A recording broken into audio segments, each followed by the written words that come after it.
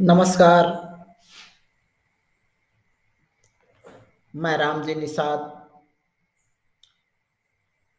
छत्तीसगढ़ माध्यमिक शिक्षा मंडल रायपुर द्वारा संचालित शैक्षणिक सत्र 2021-22 का असाइनमेंट 4 माह नवंबर कक्षा 10वीं विषय संस्कृत का असाइनमेंट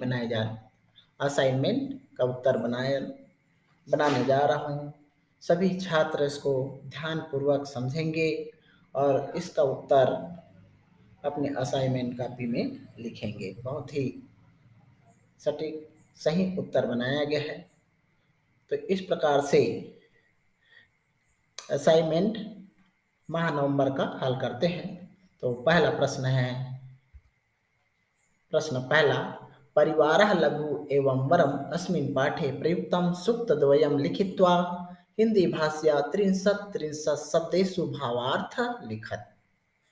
परिवारः लघु एवं वरम इस पाठ में प्रयुक्त दो सूक्ति लिख करके हिंदी भाषा में 30 शब्द में भावार्थ लिखेंगे और प्रत्येक में दो दो नंबर है, दो बनाएंगे, मैं यहाँ पर 3 बना दिया हूँ।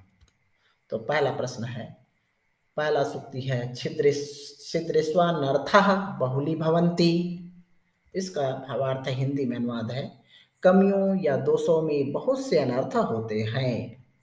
दूसरा सूक्ति है, संसारे दुखानि सुखानि च चक्रवत परिवर्तन्ते। संसार में दुख और सुख चक्र की तरह घूमते रहते हैं। संसार में दुख और सुख चक्र की तरह परिवर्तन होते रहते हैं। तीसरा है, हमको 2 लिखना है, तीसरा भी बनाया हूं, आत्मबलम न त्याज्यम आपस्वपि। विपत्ति के समय में भी आत्मबल को नहीं त्यागना चाहिए।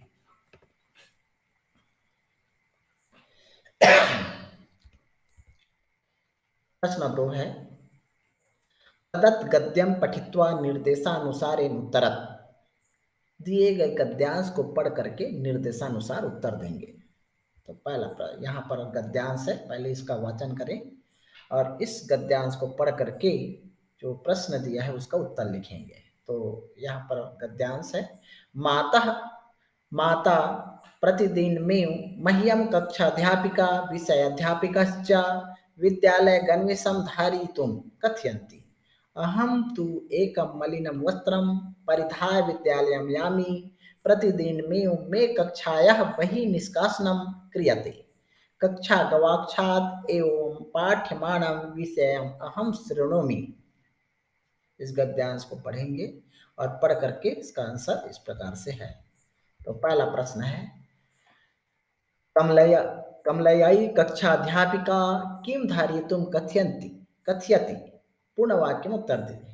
कमला को कक्षा शिक्षिका क्या धारण करने के लिए कहती है। उत्तर इसका, कमलयाई कक्षाध्यापिका विद्यालय गणवेशं धारयितुं कथयति। कमला को कक्षा शिक्षिका विद्यालय गणवेश धारण करने के लिए कहती हैं। दूसरा प्रश्न है, खा, गद्ये गच्छामि इति क्रियापदस्य समानार्थी क्रियापदम प्रयुक्तम। गद्य में गच्छामि इस क्रियापद का समानार्थी क्रियापद प्रयुक्त हुआ है। तो गच्छामि का समानार्थी क्रियापद गद्य में क्या हुआ है। तो उत्तर देखिए, गद्ये गच्छामि इति क्रियापदस्य समानार्थी क्रियापदम प्रयुक्तम यामि। गच्छामि का समानार्थी यामि होगा। अगला देखिए, ग, प्रतिदिन में अत्र में इति पदे का विभक्ति। प्रतिदिन में अत्र में इस पद का कौन सा विभक्ति होगी, में का क्या विभक्ति होगी। तो देखिए इसमें उत्तर में, प्रतिदिन में अत्र में इति पदे चतुर्थी षष्ठी विभक्ति। में का ये चतुर्थी में भी है और षष्ठी में भी है। तो इस प्रकार से में का विभक्ति होगा चतुर्थी और षष्ठी विभक्ति। गद्ये अन्तः इति पदस्य विलोम पदम प्रयुक्तम। गद्य में अंतः इस पद का विलोम पद लिखना है, प्रयोग हुआ है। तो अंतः इस पद का विलोम पद होगा। उत्तर देखिए इसमें, गद्ये अन्त इति पदस्य विलोम पदम बहिः प्रयुक्तम। अंत का विलोम पद बहिः प्रयुक्तम, बहिः हुआ है। अगला देखिए, विचित्र साक्षी पाठाधारितम पदम मंजुषातः चतुर्थ पदम लिखत मंजुषात। विचित्र साक्षी पाठ आधारित जो पद मंजूषा से चौथा पद लिखना, इसमें 3 पद दिया गया है और एक चौथा पद को पूरा करेंगे। तो इस प्रकार से तो ये मंजूषा है, इसको देख करके चौथा पद भरेंगे। त्यक्त्वा निक्सा कल्याणकारी निर्जनी भाग्यस्य गति अबुद्धय दरिद्रः दुर्बलः। तो विचित्रा अद्भुता पहला पद, विचित्रा का अद्भुता तीसरा देवगति। तो इस देवगति को देख करके भरना है, यहाँ से चयन करेंगे। तो देवगति का होगा भाग्यस्य गति, चौथा पद होगा भाग्यस्य गति। तनयः का पुत्र, तो विजनी का चौथा पद यहाँ से चयन करेंगे निर्जनी। तीसरा है वित्तेन का धनेन, निर्धनः का दरिद्र होगा। आदाय का नित्वा, विहाय का त्यक्तवा होगा। दुष्कर्म का पर्यायवाची कठिनम, तो कृष्कायः का दुर्बलः होगा। समीपे का पार्श्वे, निकटे का निक्षा। अध्ययने का पठने, अवगत्य का अबुद्धि होगा। तार स्वरेन का होगा उच्च स्वरेन और स्वभावः का कल्याणकारी। अब आगे देखिए प्रश्न 4, जननायकः सुभाष चंद्र विषये संस्कृत भाषा षोडश वाक्य निबंध लिखत। जननायक सुभाष चंद्र के विषय में संस्कृत भाषा में 16 वाक्य में निबंध लिखो। तो यहाँ पर निबंध इस प्रकार से, सुभाष चंद्र बोस जी का पहला, विश्वस्मिन् स्वतंत्रता सेनानी सुभाषस्य नाम को न जानाति, स क्रांतिकारी नेता आसीत्।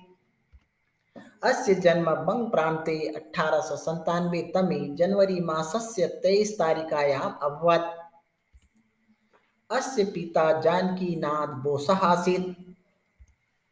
अस्य माता प्रभावती दत्त आसीत्।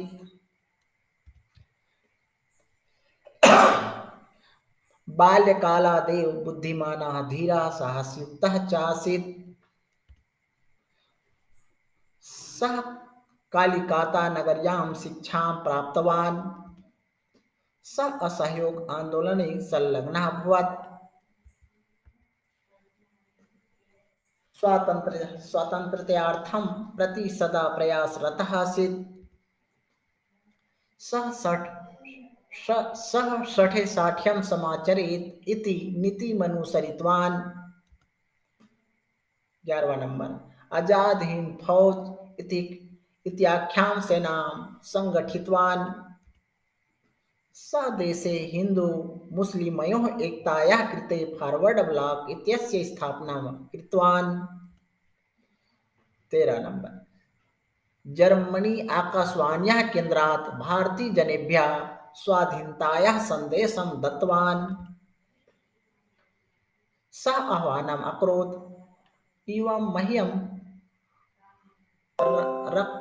रक्तमर्पयत्, अहं युष्मभ्यं स्वतन्त्रतां दास्यामि। भारत मातुः वीरसपूतः आसीत्। सः भारतीयजनानां प्रेरणास्रोतः आसीत्। अंतिम प्रश्न है प्रश्न 5, अधोलिखितेषु वाक्येषु रेखांकित पदानां विशेषण पदम विशेष्य पदम च चित्वा लिखत। निम्नलिखित वाक्यों में रेखांकित पदों का विशेषण पद और विशेष्य पद चुन करके लिखेंगे। देखिए यहाँ पर कश्चन निर्धनः जना भूरि परिश्रम्य किंचित वित्तम उपार्जितवान। तो यहाँ पर निर्धना जना में विशेषण पदम और विशेष्य पदम का चयन करेंगे। तो उत्तर होगा इसका विशेषण पदम निर्धनः और जना विशेष्य पदम होगा। ख अभियुक्तस्य अतीव कृशकायः आसीत्। कृश कृशकायः में विशेषण पद और विशेष्य पद देखेंगे तो उत्तर हो जाएगा विशेषण पदम कृश, विशेष्य पदम काय। काया है, ये विसर्ग है यहाँ पर काया। निशांधकारे प्रसृते विजनी प्रदेशे पदयात्रा न स्वभावः। तो यहाँ पर विजनी प्रदेशे में उत्तर देखेंगे इसका विशेषण पदम विजने विशेष्य पदम प्रदेशे होगा। घ उभौ सवामानि एकस्मिन् चत्वरे स्थापितवन्तौ। उत्तर होगा विशेषण पदम एकस्मिन् विशेष्य पदम चत्वरे होगा। तो इस प्रकार से असाइनमेंट का उत्तर हो गया। तो सभी बच्चे इसको ध्यानपूर्वक समझेंगे और अपनी असाइनमेंट कॉपी में लिखेंगे। धन्यवाद।